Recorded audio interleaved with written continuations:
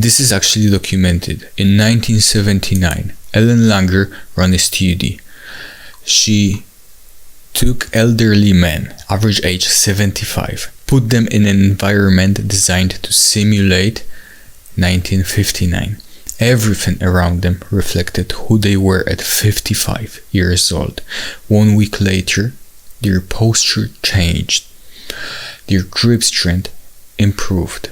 Their vision improved. Their cognitive scores improved. They didn't take a drug. They didn't do surgery. They changed the context, and the body followed the mind's new story. Your body is listening to your narrative. Your cells are taking notes. The story you tell is the instruction set to your life.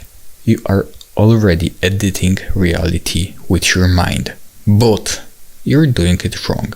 You're doing it unconsciously. And that's the whole problem. The problem nobody names. You wake up and the first thing your brain does is audit the damage. You check your phone before you check yourself. You let the outside world narrate your inner one. And then you spend the rest of the day wondering why nothing feels like yours. Here's what is true. Your perception is not a passive receiver. Your brain is a prediction machine. It is constantly building a version of reality before reality even arrives. Neuroscientists call this predictive processing. Your brain generates a model of what is about to happen and then filters incoming data to confirm that model. So, you're not seeing the world. You're seeing your last belief about the world. Listen to that again. So what does that mean practically? It means the edit happens before the event. It means if you walk into a room expecting to be ignored, you will be ignored. Not because people are cruel, because your body language, your eye contact, your vocal tone, your micro expressions, all of them are broadcasting the prediction. The people respond to broadcasts. You set the frequency. Everyone else tunes in or tunes out accordingly.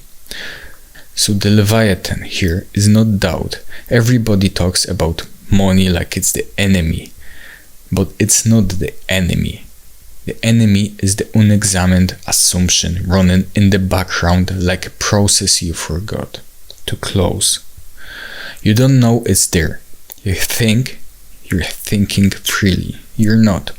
You're executing a script written by every embarrassment, rejection, and failure you never properly processed.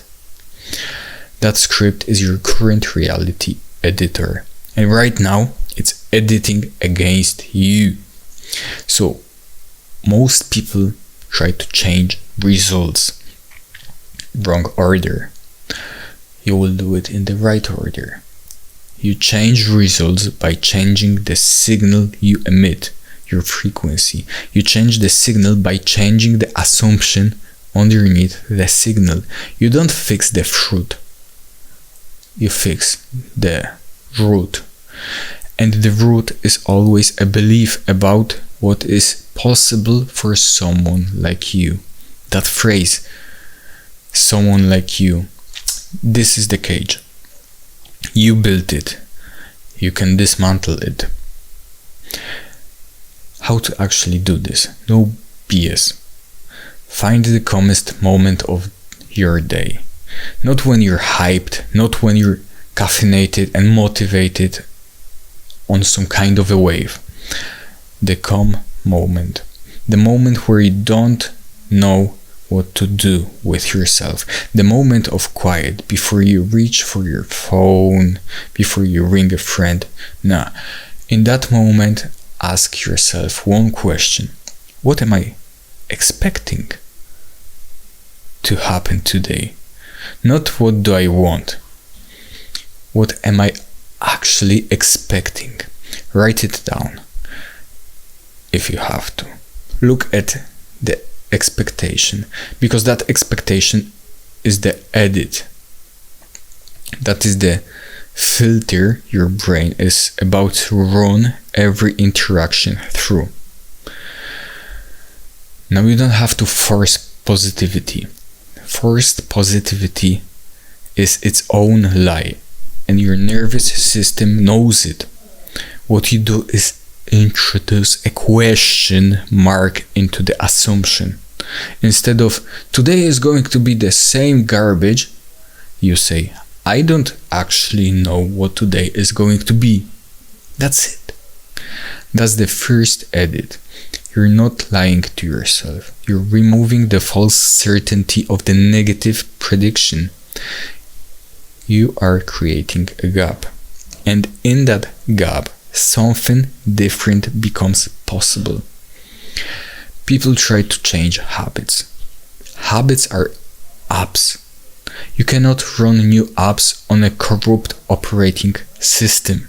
The operating system is your identity, who you believe you are. And the most people have an identity built from their worst moments. They had one public failure and they became the person who fails publicly. They got rejected once and they became the person who gets rejected. You took one data point and wrote a biography with it. Stop it. Your identity is not your history. Your identity is your current most dominant belief about yourself. That's all. Your most dominant belief about yourself. Which means it's editable. Here is where it gets sharp. The men who change their reality fastest are not the most disciplined ones. They're the most willing to be wrong about themselves. Discipline without identity change is a prison with a nicer cell. You're still locked in. You're just doing push-ups while you're locked in. The guy who rewrites his identity first and then builds discipline, he's building on solid ground. The guy who is building on a story he hasn't questioned since he was 14. So, follow the passive start principle. Same as finishing the horrible essay. Same energy. You don't wait to feel ready to become someone new. You passively inhabit the new identity before you earn it. You act like the version of you that already edited the room. Not fake, not performance. You ask yourself in the quiet moment, how would the version of me who already solved this walk in right now? And then you walk in like that. Your nervous system cannot tell the difference between a vivid rehearsal and a real event. This is documented in motor neuroscience.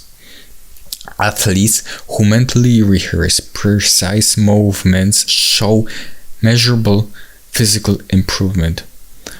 Without touching a ball, without lifting a weight, the body executes the rehearsal.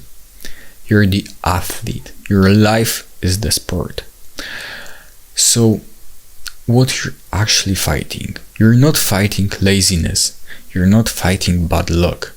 You're fighting the loyalty your brain has to its own predictions. Your brain would rather be right than happy. It would rather confirm the old story than update to a better one, because updating costs more energy. Your brain is a conservation machine. So when you try to change your reality, your own mind will resist, not because change is impossible, but because your brain is doing its job. Your job is to override the conservation instinct with a stronger repeated signal. You have to use the 7-day lock-in. Lock your new identity statement for 7 days. Don't question it. Not a goal, not an affirmation you read once. A locked in premise. Something like, I'm someone who finishes things. Not I want to be someone who finishes things. No, drop the I want. Present tense. Locked. Non-negotiable for 7 days. Do not renegotiate it. Do not let one bad afternoon reopen the contract. It is locked. On day 3, your brain will send you evidence that it's a lie. Old memories, recent failures, a look someone gave you. That's the immune response. That's your brain trying to reject new signal. Don't argue with it. You acknowledge it and return to the locked premise. That's the whole practice. You're editing constantly already. Here is the part that should shake you. You're already doing all of this. You're already using your mind to generate a predicted reality. You're already running an identity as an operating system. You are already locking premises, just negative ones. The process is not new. The direction is wrong. You are an expert at this. You've been editing reality your whole life. You've just been editing toward confirmation of your limitations. Flip the direction. Same skill, different output. The finish line is not perfection. Finish the worst version of the new you. Same as the essay.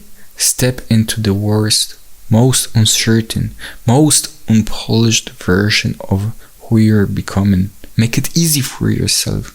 Do it tonight. Do it in the quiet moment.